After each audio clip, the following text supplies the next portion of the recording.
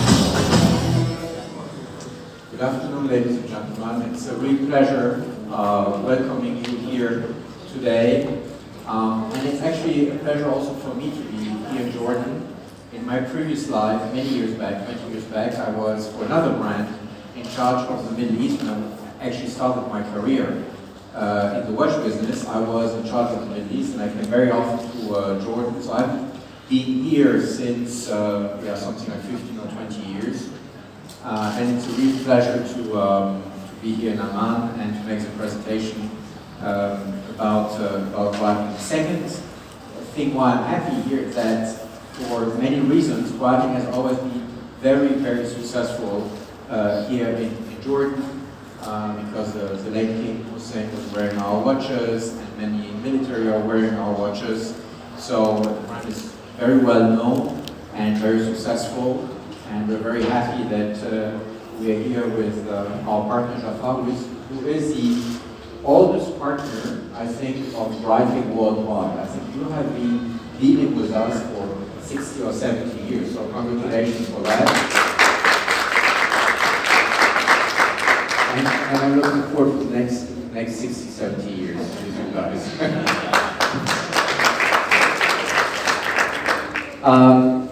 As you certainly know, there have been quite a couple of changes at Breitling over the last 18 months. So there were 3 generations of Breitling and 2 generations of Schneider. Mr. Schneider, Teddy Schneider, decided to sell the company to a private equity fund, who then hired the new management team, including myself and my colleagues who are here.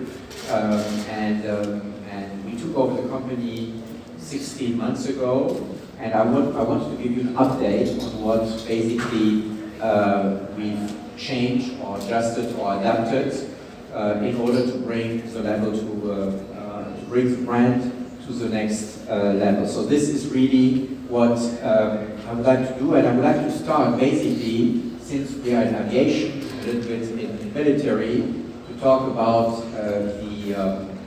in a way, the mission accomplished over the last 12 to 18 months. So first of all, we redefined what we call the positioning statement. So it's a marketing term, meaning how do we want to be perceived by the consumer at the end of the day? What should be the image of the consumer about Breitling? So first of all, we are a brand for men and women. And next year you will see many more women watches in our assortment. We are a generalistic brand, so we have from elegant watches to sports watches. And I would say the brand expression on this is what we want to do. The brand expression is very cool, very relaxed, and you will see it in everything I'm showing to you. The sports we're choosing, from surfing to triathlon, the way we do our boutiques. I just came from Dubai and Kuwait, and I will show you our new boutique concept.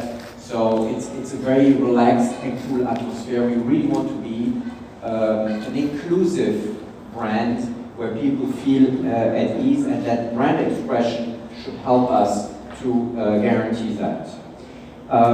So we brought that concept of positioning into life in a very holistic and powerful way. So we did it, as I said, with a brand new boutique concept, which is very much, I would call, industrial style or loft style. Again, we don't want to be a formal brand. We want to be the informal alternative to the very formal brands established out there, and that's a huge difference. And again, you have to do it through the expression. So we want to have an informal approach. So we rework the corporate identity, the new retail concept. Of course, we work also on a new blockbuster campaign, which I'm going to explain to you a little later, with great ambassadors like Kelly Slater as a surfer, or Brad Pitt for our cinema squad.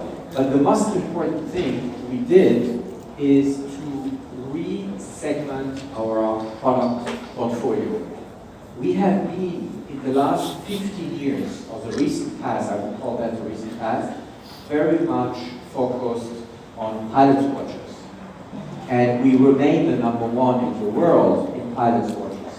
But when you look into the 130 years of history of Breitling has much more to offer. And in this context, we discovered, funnily enough, a couple of months back, an old advertising of the late 1950s, where at that time already Breitling was talking about air, land, and sea, with actually the same type of products, with the Navitimer, which is the most mythical pilot watch in the market, with the Chronomat, which at that time was positioned on Earth, and with the Super Ocean, which we call now Super Ocean Heritage. And what we did, and I'm sorry for the quality here of the reproduction, what we did, we have basically two axes. We have 3 or 4 segments, including the professional, air, land, and sea, and then you have the very, I would say, heritage type of products, positioned like the Aviator 8 of the 1930s, the Navitimer during the golden age of civil aviation, the 70s, and then modern aviation with the Avenger. And we did the same thing for more the historical product in terms of sea with the Super Ocean Heritage and the new Super Ocean, which you're going to discover a little later, and of course the Premier and the Chronomat. So this is really the most important thing we did, to have a clear segmentation, air, land, sea, and then from historic to very modern execution to cover, I would say, the 360 as a generalistic brand. Another very important thing, and we've just introduced this 2 or 3 weeks ago during the Basel Fair, is we've also redefined what type of products we want to offer to our customers. And we got inspiration a little bit from the fashion industry. So of course we have what we call the core collection, okay, which is the standard collection we have in our boutiques, etc. Then we have, of course, limited editions, and I'm going to talk about a couple of limited editions which we've been launching around partnerships like Norton or Bentley.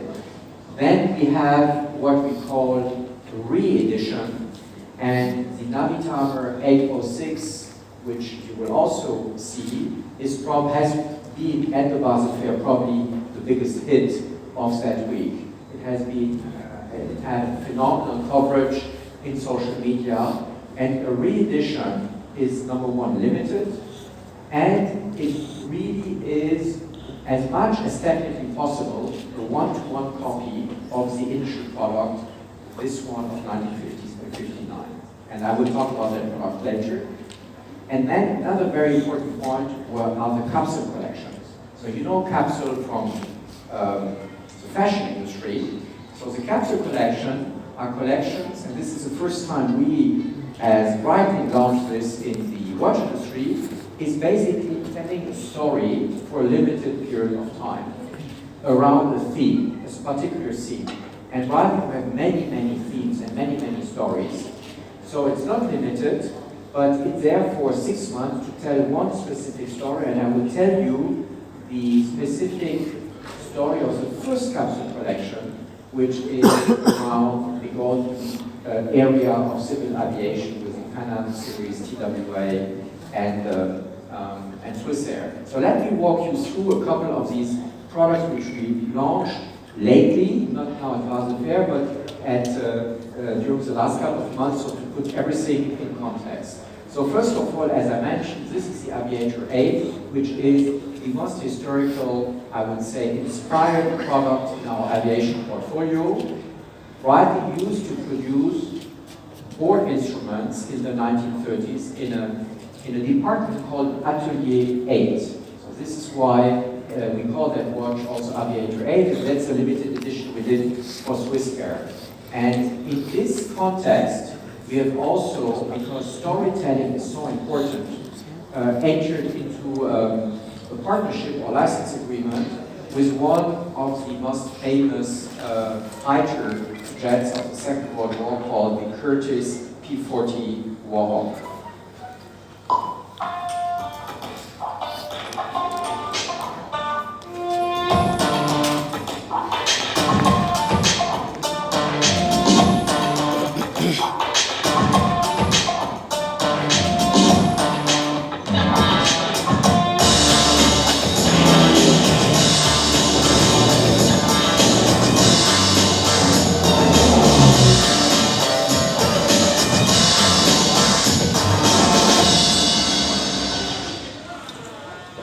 So the Aviator 8 Curtiss collection features the plane's iconic olive green color and the case back printed with the Curtiss logo.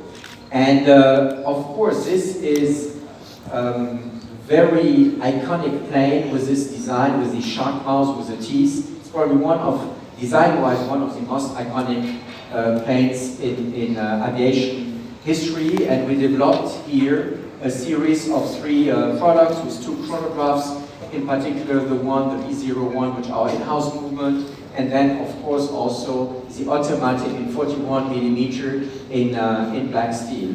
And you have seen in the movie a gentleman called Ollie Crawford, who became a dear friend of the last couple of months, and Ollie Crawford is now 94 years old, and he's the oldest living pilot of the Curtiss P-40 Warhawk. So he has been flying that plane for over than 60 years, and he stopped flying the plane during air shows, you have to imagine, during air shows, when he was 18 years old, and he's helping us to revamp the whole stories about that plane and all the experiences he had. So this is a specific edition within our core collection, with which we launched a couple of months ago. The second big launch we had last year was around the Premier.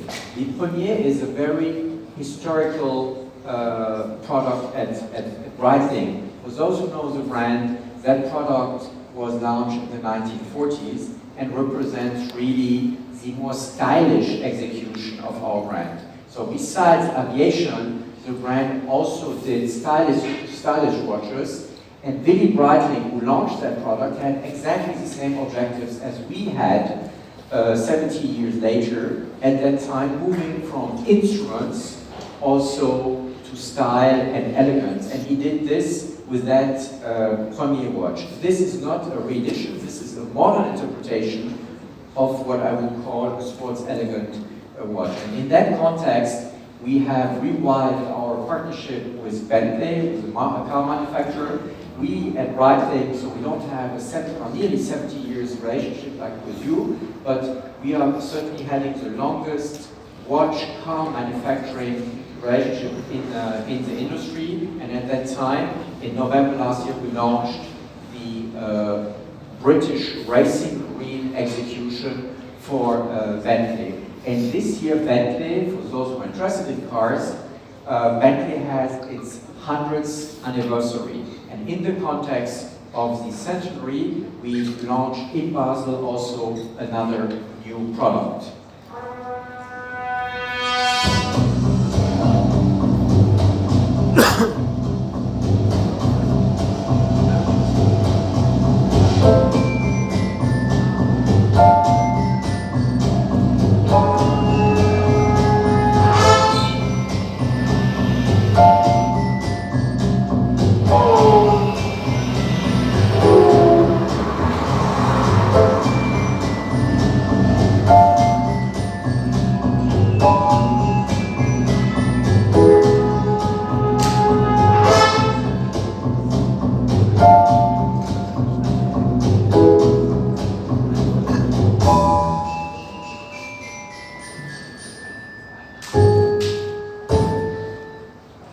what is interesting with that product is that we use wood as a dial. So this is a wooden dial, and actually that wood is exactly the same type of wood that was used for the seats of both the 1930 blower Bentley who won the 24 Hours of Le Mans, and the wood they use this year for their reedition of the Bentley GT. And it's a very nice execution, of course, because it is wood. Every watch is really unique and individual because wood is very individual, and we have that product available in gold and in steel, and of course with the leather straps with the specific Bentley stitching. So, as I saw, this were the products I would say in our